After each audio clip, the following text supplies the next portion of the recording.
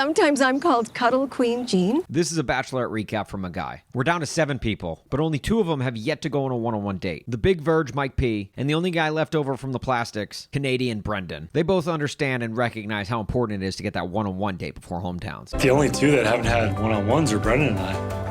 I definitely want the one-on-one because that one-on-one would be leading into hometowns, and my family is extremely important to me. Oh, trust me, Big Verge. We're well aware of how much family means to you. And if that's not foreshadowing, I don't know what is. We'll get to that in a bit. So who among the Big Verge, Mike P, and Canadian Brendan gets the one-on-one date? Greg.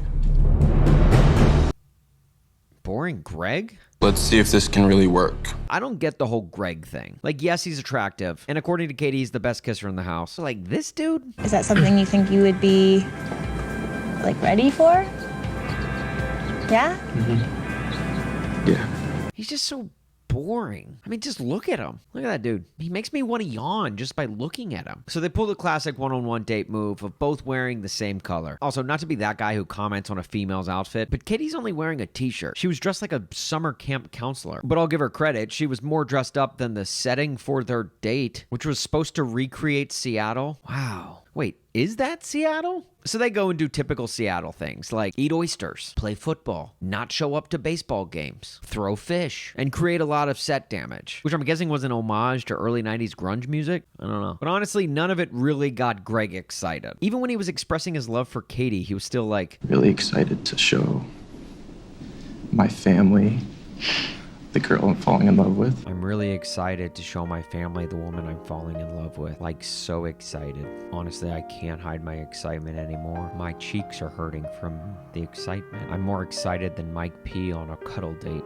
So later that night, they have dinner without even actually eating the dinner. And Katie caps off their date with the most Seattle thing possible. It wouldn't be a Seattle date without tickets to an Oklahoma City Thunder game. I'm talking about rain. So, let's make it happen. Shut up. Look at that. Look at that. That's like the first emotion we've seen from Greg all season, and it's over rain. Not even real rain. Fake rain. Probably some producer standing off to the side with a cigarette in his mouth, just holding a hose. Yeah, how long do we have to make it rain for? Like, that's what it takes to get Greg excited. I mean, look, if you think that date was lame, at least they didn't play Truth or Dare. Meanwhile, back at the house, let's check in on Michael A. I want to squeeze that face. I want to squeeze that face. I love that face. Next up was the group date. This is an important group date because whoever's not listed on this card will get the last remaining one-on-one date. So naturally, Mike P and Canadian Brendan are sweating harder than the Big Verge when hugging Katie. Sorry, my hands are sweaty. My whole body's It's hot out. More on that later. So the group date card comes and Mike P isn't listed on it. Brendan. Meaning he gets the last one-on-one date. And Brendan gets left hanging. Do you get it? Like his hair. So he makes a beeline straight to Katie's room. A confident beeline, too. Like, my man thought this move could potentially end in some action. How do I know? Probably the last-minute application of lip balm. So when they sit down, he's like, why haven't I gotten a one-on-one date yet? And Katie's like, I'm sorry, remind me of your name again? And he's like, it's Brendan. And she's like, listen, Braden. Because of hometowns being next week, I don't know that we could get there in time. And then she sends him home. The next morning, all the guys are told the news. He's gone. Oh, no. Damn. And they're like, Brandon was sent home? Damn, I just met that guy yesterday. And naturally, Greg looked like he just woke up. But then again, that's how Greg always looks. On to the group date, where we had an outdoor art studio full of paintings of flowers that look like lady flowers, if you catch my drift. They look like vaginas, okay? All right? They look like vaginas. Every single painting looked like a vagina. Tell me what you see. I see, Vaginas. There's just a bunch of vagina paintings. That's all the guys were. Look, everyone was thinking it. anyone else care to chime in? Then out of nowhere, the artist just shows up. Hi. Oh. This is Jacqueline Secor. Like that butler from Mr. Deeds. Oh, you kind of snuck up on me there. I am very, very sneaky, sir. So the guys are all challenged to make Katie-inspired art. So this is entitled Rear View. She got a muscle booty. I don't think Michael is seeing Katie's ass, but I hope that's not an accurate sculpture.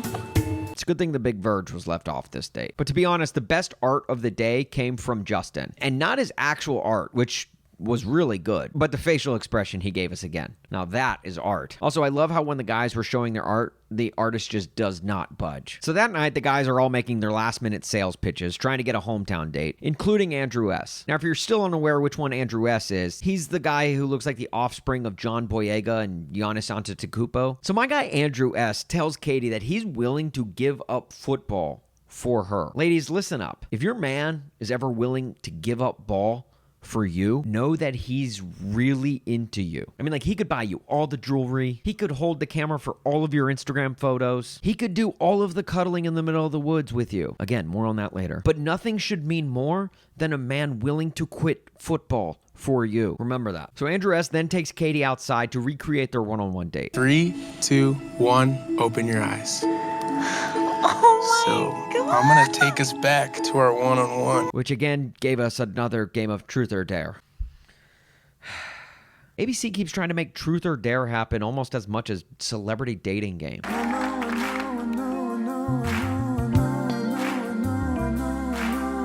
So with Andrew S.'s not one, but 2 romantic gestures, the group date rose is clearly going to... Michael?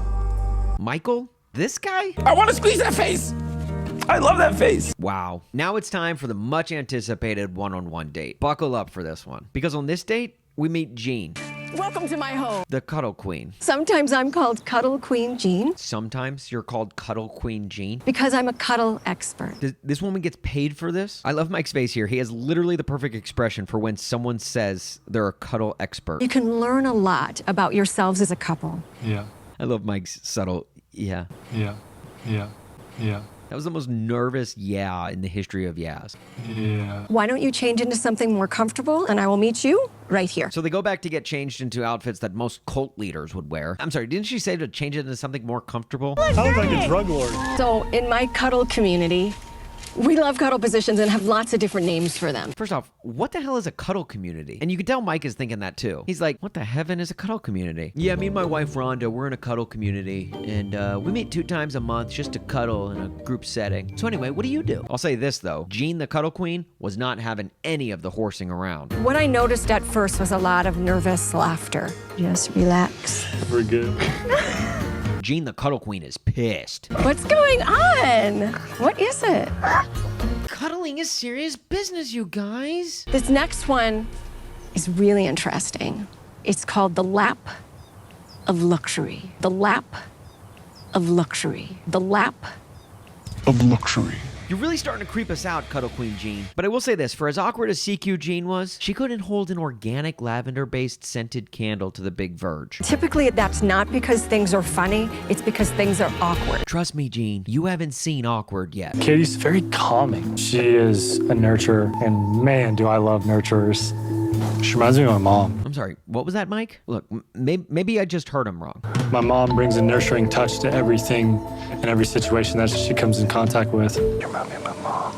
Really? Okay, definitely didn't hear him wrong. But maybe that's just a compliment and he's just trying to be sweet. You know, my mom would be scratching my head and I'd be passed out sleeping. Like, that physical touch is everything to me. My mom's the best woman I know, but Katie is a better cuddler. There's no question about it.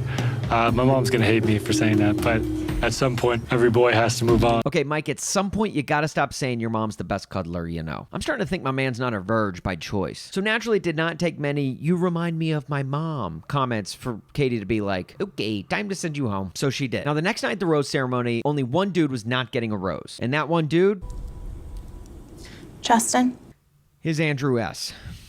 I mean, what did I tell you? Me admitting that I like someone is the ultimate kiss of death. Andrew S. is a real one, and I'm pulling for him the rest of the season. But if you watch these recaps, you know that's kind of like the kiss of death. Whenever I start pulling for someone, they're usually gone by the next week. So, I mean, the one week I wanted Katie to pull the old Rosa-dope, and she doesn't. So Andrew is gone. Okay, so full disclosure, the battery on my camera died midway through shooting, and I didn't realize until now. But it's kind of fitting that it did so when it did, because I will be shooting the rest of this episode in the dark, which is kind of how I feel after Andrew S. got let go. So Andrew S. is gone, but hold up. According to my DVR, there's still like 15 minutes left. So you're telling me there's a chance? Oh yeah.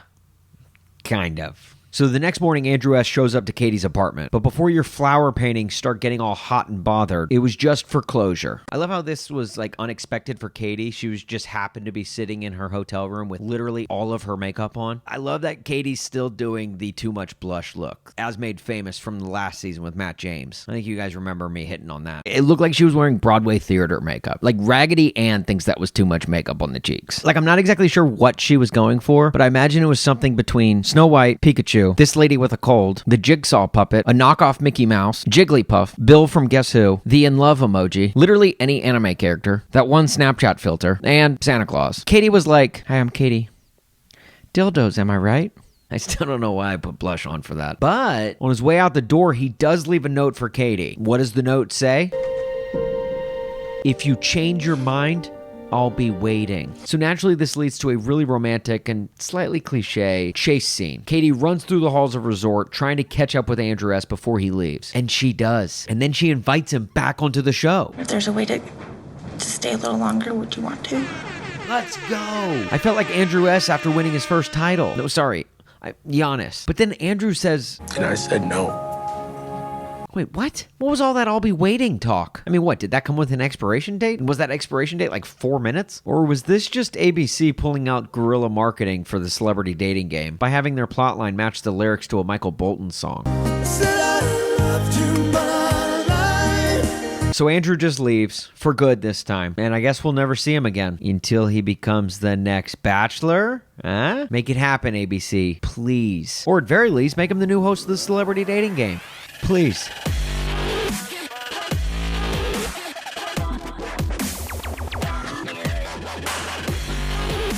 Cuddling is serious business, you guys. Cuddling is serious business, you guys. Cuddling is serious business, you guys. You guys, cuddling is serious business. My business is cuddling, and it's serious. Cuddling is serious business, you guys. Cuddling is serious business.